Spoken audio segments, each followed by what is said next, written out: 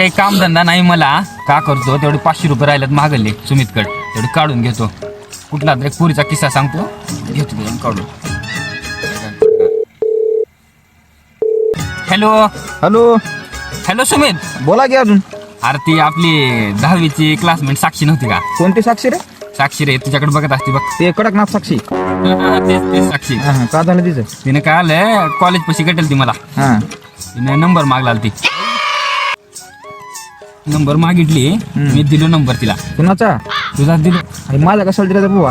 अरे तुझा दिलो. आणि मला वाटते बहुतेक तिनं तुझ्यावर प्रेम बिरेम करते का म्हणलं वाटतं मला.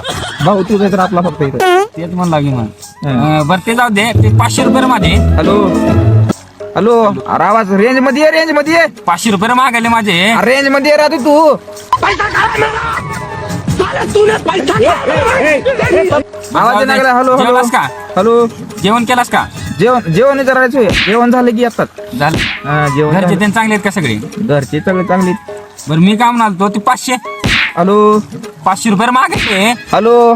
थांब जरा बाहेर द्या कुपाटीत बसला ना घरी. बरं तुझे सोयरे दारे ते चांगले तर आहेत की सगळे? सोयरे चांगले.